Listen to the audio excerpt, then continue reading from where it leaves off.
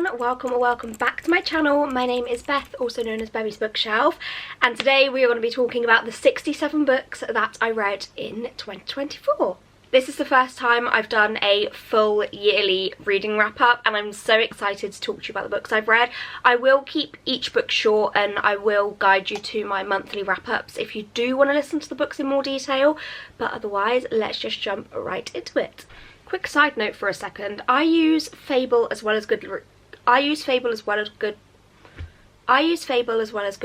but lately I have been using Fable more, and I've just updated my app and you can literally now see all of your 2024 stats still, whereas before I updated it you could only see 2025, and I'm so happy about that because I was thinking, like, why can't I see the books that I read? And it was really frustrating. I started off the year by listening to an audiobook called Just a Girl by Alyssa Cole. It was a simple, quick audio to listen to. I think it was like an hour-long audiobook, something like that, but I gave it 3 stars. Probably upon reflection, I'd probably give it like a 2, 2.5. It wasn't bad, it was just way too short to really rate any higher. Then I read one of my favourite books of the whole year, and that was A Curse for True Love by Stephanie Garber, which is the 3rd book in the Once Upon a Broken Heart trilogy, and it just wrapped up perfectly. A lot of people weren't the biggest fan of this book, but I loved it personally. I did give it 5 stars, of course. Ava and Jax are just my favourites in the whole world. That will be a common theme you will notice. I will say every couple in the world is my favourite in the whole world, but Ava and Jax are definitely up there. Then I completed another series. I read Ruthless Vows by Rebecca Ross. The Letter of Enchantment series is one of my favourites. Well, duology is one of my absolute favourites. I did give Divine Rivals 5 stars the year before. I gave Ruthless Vows 4.75. Again, I thought this duology wrapped up so perfectly. There's a couple in this book that I don't want to spoil, but there's a couple in this book that I really, really wish one day we get their own book for. You will know if you've read it, but I'm just really, really holding out for that. And if you haven't read the Letters of Enchantment duology, then this is your sign. Then we read a pretty crap read, if I'm being honest. We read Your Turn to Die by Sue Wallman, I think she's called, and this was just rubbish. It was nothing to do with someone's turn to dying, and the blurb on the back of the book was completely misleading. It wasn't really a thriller. It was a YA, but there was nothing like fun or spooky or scary or thrilling about this book. It was just like, it really was rubbish, and I really don't like being mean about books, but this was a really rubbish book. I gave it 2 stars. Then I listened to another audiobook. You will notice in 2024 I did mostly start my Audible journey. I love listening to audiobooks, so I listened to Reminders of Him by Colleen Hoover. I did start off with audiobooks by just rereading books on audio, so because I can't really concentrate on audiobooks as well as I can with words on paper, I don't know why, it's just the way my brain works, I can't concentrate on them as much, so I usually reread. But because I knew it was a Coho book, it was going to be fairly easy and simple to follow along, I decided to listen to Reminders of Him. It was free with Kindle Unlimited on Audible. I gave it 4 stars, enjoyed the story. I just thought the situation around the story was very morally concerning, but I did enjoy it. Then I was lucky enough to be gifted an early copy of The Stranger in Her House by John Mars. I actually worked with Tandem Collective reading this book, and it was my first kind of proper partnership, so I was really super excited about that. Thank you, Tandem. And I gave it 4 stars. It was really good. John Mars never fails. He is the best at writing domestic thrillers, literally the king of domestic thrillers. Like I said before, I do like to do rereads on audio, so I listened to Regretting You by Colleen Hoover, and this is one of my favourite Colleen Hoover books. It's a really, really underrated one, and I love it so much, and listening to it on audio was exactly the same. It didn't disappoint. I actually read this book back in 2020. Lottie's Books and Lattes actually gifted it to me way back when, and she actually started off my reading journey. Fun fact, Lottie, if you're watching, you know this already. So I listened to it on audio and gave it 5 stars. It was just as good as I remembered it. It was more nostalgia for me, but yeah, really loved it. Then I read Ghosted by J.M. Darhauer. This was actually a book that I saw Sarah Caroli read, and she really enjoys this book, so I decided to pick it up on Kindle Unlimited, and I also really enjoyed it. 4 stars. We're hit with another rubbish one, unfortunately. We've got Bookshops and Bone Dust by Travis Baldree. I read Legends and Lattes in 2023. Loved it. I gave it 5 stars, I think. Really, really, really enjoyed it. But Bookshops and Bone Dust wasn't my favourite. I gave it 2.5 and it just dragged. The relationships, the friendships, nothing interested me as much as it did in Legends and Lattes. And I think the issue with this book was that usually, so this book is a prequel book, and usually with prequels I feel like you've got maybe 2 or 3 books out and then you write a prequel. To only have 1 book released in the series and then do a prequel is a bit disappointing, because you're so connected to the characters in the first book that you don't really want to read about a whole different bunch of characters. Does that make sense? That's how I felt anyway. I just wasn't as interested, unfortunately, but I was kindly gifted an early copy of this book and I was very grateful to read it. In that same YouTube video, actually, because I did film that for a video, in that same video, any videos I talk about I will link below as well if you want to watch them. In that same video I read Every Breath by Nicholas Sparks. I love Nicholas Sparks. I love him so much. I always say reading a Nicholas Sparks book is like watching a Nicholas Sparks movie, and you're probably thinking like, duh. But if Nicholas Sparks wasn't written on the front of the book, and if Nicholas Sparks wasn't written on the movie credits, you would know it's Nicholas Sparks. You would still know it's Nicholas Sparks. Does that make any sense to anyone? I don't know. But anyway, I gave it 4 stars. I really enjoyed this one. In that same video, I read The Locked Door by Frida McFadden. I really enjoy Frida McFadden's books. I'm not going to lie, she is a guilty pleasure of mine. I do love her books, and I think I gave this one 4 stars. Yeah, 4 stars. Really good. This one's probably actually up there with one of my favourite Frida books, apart from the Housemaid series, because that's my favourite. Then, to finalise that video, I read Happy Place by Emily Henry. The only other book of Emily Henry's I've read apart from Happy Place is You and Me on Vacation, and I actually was gifted an early copy of that on NetGalley way back in the day, in like 2020, 2021, whenever it came out. And that was kind of before Emily Henry was popular, I think. And I never knew it was Emily Henry until I was going back on my Goodreads, on my NetGalley, and I was like, what? I read that. And yeah, that's just a fun little bit of information, but I read Happy Place and I gave it 4.25 stars. I really, really love this book, and I'm so excited to pick up more of Emily Henry's books because I've just heard great things, so please let me know which one I need to read next. I have to actually tell you my review for this next book because like it just sums it up. Nothing against the story or the author, I just genuinely have no idea what I just listened to. And that is The Pram by Joe Hill. I went through a phase where I just wanted to get through audiobooks really quickly, and that's something I am stepping away from this year because I'm reading more fantasies, and therefore I know I will be reading slower.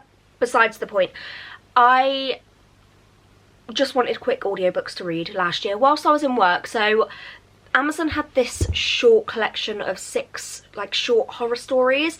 This was one of them, and yeah, it maybe could have been great. I mean, it's got an average rating of 3.75 stars with 23,000 ratings on Goodreads, so it must be somewhat good, but I just had no idea what I was listening to, and it was very, very weird. Then I read The Teacher by Frida McFadden. Again, I just really enjoy Frida McFadden. I gave this one 4 stars, but upon reflection, if you're comparing it to The Locked Door, I did enjoy The Teacher less. It was a bit weird, this book, but I am a mood rater as well as a mood reader, and therefore if I am enjoying a book at a time and if I am just, you know, feeling the vibe at the time, that will be my rating, and that's where my rating will stay. So I obviously rated it 4 stars for a reason at the time, and that's where it's gonna stay. Then, whilst I was on a trip for my dad's birthday, I read The Love Wager by Lynn Painter. Lynn Painter is one of my favourite authors of all time. That's something you guys might not know. I really, really adore her books. I just think she's such an incredible writer, and she makes me feel butterflies like in my belly when I read her books. So I gave The Love Wager 4.5 stars. Then I read Never Lie by Frida McFadden, and I gave that one 3 stars. Really didn't enjoy this one as much as her other books, but it was okay. Okay, with series I will just group them together because it's easier, but then I read the 11 series by Octavia Jensen and absolutely hated it. The first book, right, and you might be thinking, why did you carry on with the series if you didn't like the first book? I gave the first book, which is 11 Hours, 3 stars. I did give it 3 stars. I did enjoy it enough to want to pick up the next 2 books. Again, I will read you my review for this one. And bear in mind I gave this 3 stars, okay? I lost it at him calling her a kitten and her asking him to effing breed me. I gave that 3 stars, right? Then I read 11 Scenes straight after. Bear in mind, these are very, very, very short books. I think they're like 80 pages each, they're very small. And I gave that one 1 star. My review: did not expect to be reading porn on my lunch break at work. I hated this book, but am I going to read the next one? Yeah.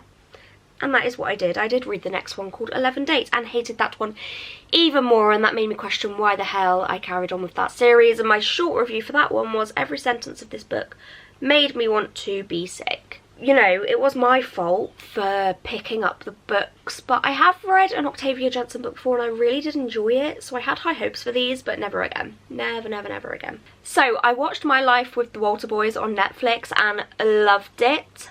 Loved it. So I decided to buy the book because that's the type of person I am. Did not love it as much. I gave it 3 stars. It was just a quick, simple YA romance. Think kind of The Summer I Turned Pretty, To All the Boys I've Loved Before, Kissing Booth. It's kind of that kind of vibe, but kind of not as good. Then I read Twin Crowns by Catherine Doyle and Catherine Webber, and fun fact, I actually met Catherine Webber at an event and she is the loveliest person in the world. I just went up to her and I was like, excuse me, are you Catherine Webber? And she was like, yeah. And I was like, I have just read your book. And I actually really need to carry on with this series because I really enjoyed Twin Crowns. I gave it 4.5, so I need to read the rest of the series this year. And then we'll get on to the series that I'm most excited to talk about, which is Magnolia Parks. I read the first Magnolia Parks book in 2023, so it's not in this video, but I read Daisy Hates The Great Undoing, Magnolia Parks A Long Way Home, and Magnolia Parks Into the Dark. That was not in the right order, but those are the 4 that I read. Obviously, the only rest of the 4 that are out, that sentence also didn't make sense. I gave Daisy Hates 4.75, The Long Way Home 5 stars, Daisy Hates The Great Undoing 5 stars, my favourite in the series, and Into the Dark 5 stars, also my favourite in the series. Basically, the whole series is a 5 star, except the first Daisy Hates book I gave 4.75. I think it was because I was a bit salty having to read about new characters after I just finished Magnolia Parks, but yeah, I love that series so much. A 5-star series, definitely. So, as I just spoke about just now, the event that I went to was for Love at First Night by Megan Clawson, and that is where I met Catherine Webber. It was at the Tower of London, and I was so kindly invited, and I just had the most amazing night with all of the book girlies. I gave the book 4 stars, and I just love Megan's writing. I also love Megan. She's so sweet, and I'm very excited for her newest book to come out, which I don't actually know if she's even talked about yet, but I did get a special email the other day, so. Then I read Love Redesigned by Lauren Asher. I really didn't enjoy this book. I gave it 2 stars. It was not my favourite at all. I was so bored. There was no chemistry between the 2 main characters. I don't think this is a series that I will be continuing with, unfortunately. Then I continued with the off-campus series with The Goal. I actually skipped the score by accident and went straight into The Goal, so I was a little bit confused with some things in the book, but I really loved this book. Tucker is just my guy. I love him so much. He's adorable. Then I read Get Even by Jade Church. I actually really like Jade Church. This was all in a video as well that I will link below, reading series that I've started but not finished. And this was a book in this video that I thought I had started the series for, and I hadn't. So I got very confused. Obviously it's in my video if you want to read it, but I gave this 4 stars. Jade Church is a very underrated author. If you don't know her, then get to know her because she's really good. Then I read another favourite series of the year, and that was The Naturals by Jennifer Lynn Barnes. I read all 5 books pretty much back to back, which I never ever do, but we have The Naturals, Killer Instinct, All In, Bad Blood, and the little novella 12. I rated The Naturals 4.75, Killer Instinct 4.5, All In 4.5, which actually, I think about it now, and that was actually my favourite in the series, even though I rated it less than The Naturals. But I think if I read it again, the whole series from the start, then All In and The Naturals ratings would probably switch. Bad Blood I gave 4.5, and the small novella 12 I just gave 4 stars. But yeah, love that series, really good. I read Burn for Burn by Jenny Han and Siobhan Vivian. This is just one of those YA high school drama novels, and it was really good. I gave it 4 stars. I continued with my Hunger Games journey of reading it for the first time with Catching Fire. Loved it, gave it 5 stars. Of course I did, and I'm really excited to read Mockingjay next. When I went to Glastonbury, I was on night shift, so I just needed something to read in the little caravan on my Kindle, so I picked up Layla by Colleen Hoover. A very odd book, I will say. A very, very, very odd book. I put in my review stuck between a 3.75 and a 4, but I probably would give it a 3.75. It was just very strange, and I did read it all in one go on a night shift between maybe 2 AM and 6 AM. So if I read it again, would I have different feelings? Possibly. Then I read the Powerless trilogy, the first 3 books that are out, and I gave Powerless 4 stars. However, thinking about it, I probably rated the last 10% 4 stars, and everything leading up to that probably a 2.5, 3. I am going to stick with my 4-star rating because, like I said, I rate based on the mood that I'm in at the time, but it was underwhelming to me. Everyone hyped this book up, and I thought it was slow. It took me a whole month to read. It was the only book I read in July because it just took me the whole month. Wasn't my favourite, but I'll tell you what was my favourite. Powerful, which is the novella in the series. If you are one to skip novellas, please don't skip this one. It's about Adina, who is a side character in Powerless, and she's my favourite. If we had got on a whole book for Adina, in fact, if Powerless was based on Adina, then I would have been happy, to be honest. The fact that this book was only like 150 pages broke my heart, but I rated Reckless, which is the 2nd/3rd book in the series, 3 stars, and that was because it was too long. So maybe this series is just one that's really bulked out with nothingness, because with Reckless, about 25% of it was good and the rest was just the same, like all the same, and that one really wasn't my favourite. But I will be reading the final book because I am intrigued to see how the trilogy wraps up. I read The Couple at Number 9 by Claire Douglas, and I gave that 4.5 stars. I don't remember too much about it, but I must have loved it at the time, and to be honest, I'm like that with thrillers. A lot of thrillers, you ask me what they're about and I can't remember because they all are very similar and I get muddled up in my brain about them, but 4.5 stars. Oh, I do remember Murder in the Family by Cara Hunter. This is a book that I was so anticipating reading. I gave it 4.5 stars. It really didn't disappoint me, and I just loved the layout of this book. Everything in this book was different types of media, and it was just so fun. There was interviews, news reports, podcasts. It was just, the way the book was laid out was just a fun time, and I really enjoyed reading this one. We have another fail, which is Bookishly Ever After by Mia Page. I read this again for a video, and unfortunately I just did not enjoy it. I was actually filming a reading my highest and lowest rated books. This was the lowest, and it's also my lowest. I gave it 2 stars.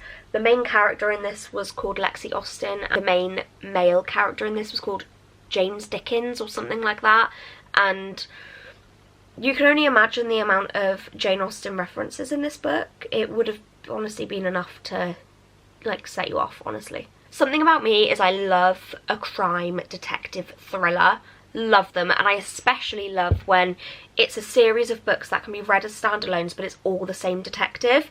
Love that. So I read Eeny Meeny by MJ Aldridge. This was actually a book that was recommended to me by a worker in the works, and I read it, loved it, gave it 4 stars, and I really want to read more books in this series because the detective was so fun. Then, whilst I was on holiday, I was lucky enough to be gifted a ARC from NetGalley of You Killed Me First by John Mars. It's actually not out until March, but I gave this one 4.5 stars. I enjoyed it so much, so much. It's basically 3 close friends that are all hiding secrets from each other, and the book starts off with someone, you don't know who, in the middle of a burning bonfire. She's trapped in the middle of a burning bonfire, and that just sets the scene and makes you not want to stop turning pages. It was just so good. Then I read A Court of Mist and Fury, my favourite book of the whole year, might I say. My favourite book of the whole year. Obviously 5 stars, 6 stars, a million stars. I actually got a tattoo of it as soon as I finished the book. I was on holiday in Magaluf and I finished the book, and then 2 hours later I had a tattoo. Is that insane? Probably. Do I care? No. Then on the plane home, I read One by One by Frida McFadden. It gave this 3 stars.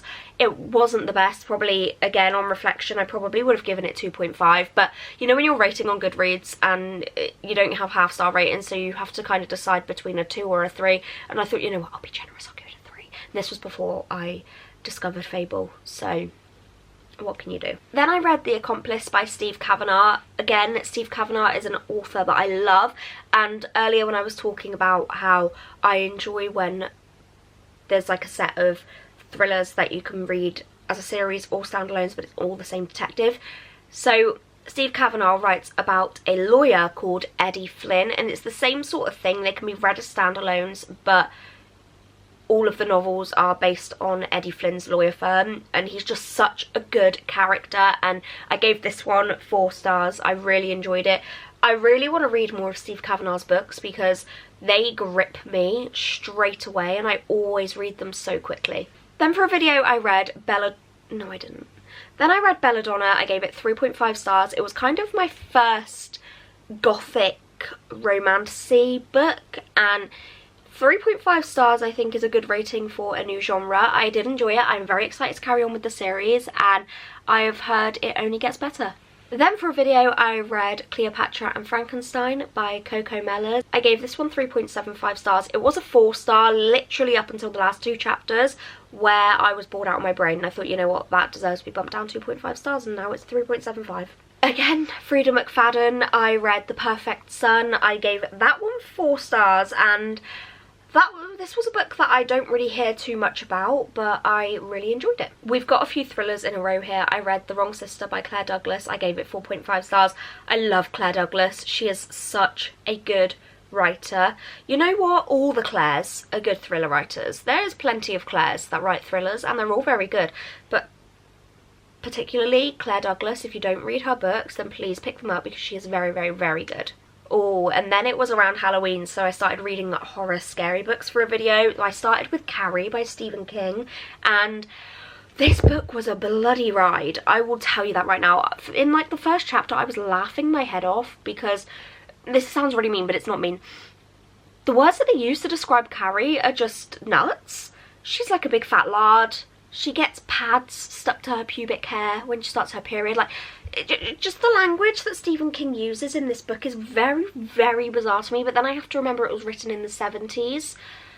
And I did give it a 2.5, but then I watched the movie straight after.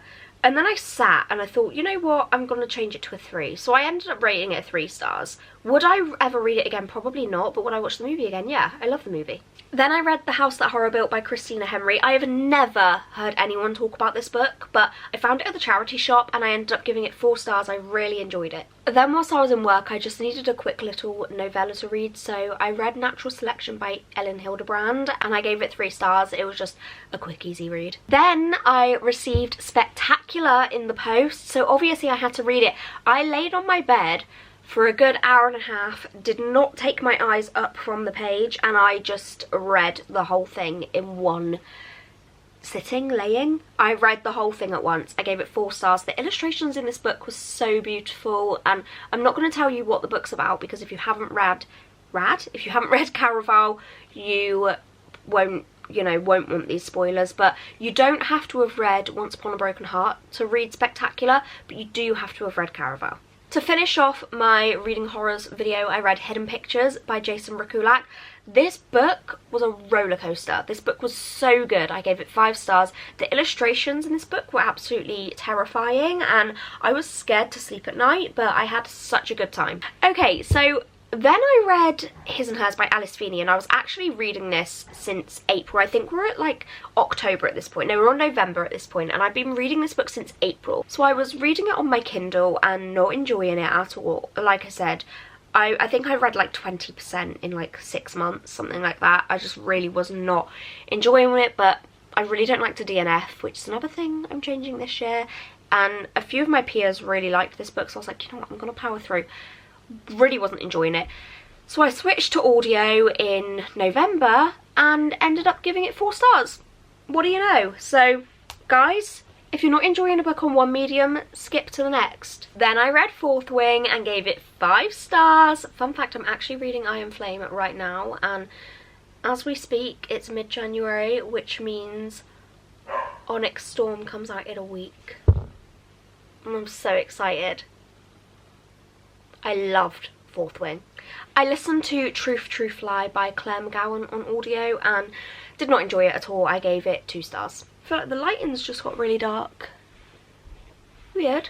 Then I did another Coho reread on audio and I listened to Heartbones. This is my favourite Colleen Hoover book of all time. I literally right here have a little Heartbones print that my best friend got for me, and 5 stars, obviously. I love this book. Then I read The Cruel Prince by Holly Black and I gave it 3 stars, but I was slightly underwhelmed. I have heard that the series does get better as it goes on, so I will be continuing with it. Then I read What You Did by Claire McGowan. This was another one that I read in like one night. I gave it 3.75 stars. It was just a quick read. Then I read The Boyfriend by Frida McFadden, and this one really surprised me because I gave it 4.5 stars, which I wasn't expecting because not everyone loved this book, but I thought it was really fun. Then I read The Housemaid's Wedding by Frida McFadden, and I've rounded this up to 3 stars on Goodreads, but I'll probably give it a 2.5. I read one Christmas book this year, and that was The Christmas Book Hunt by Jenny Colgan. I never read Christmas books, but I picked this one up because it was a short one. I gave it 3.75 stars. I thought it was fun. And finally, in 2024, I started but did not finish When You Disappeared by John Mars. I really thought this book was so rubbish. I've given it 1 star on Fable just for the sake of it, but I only read about 30% until I gave up. So that was a fantastic way to end the year. Those were all 67 books I read in 2024. Thank you guys so much for watching, and I will see you in the new year. Bye!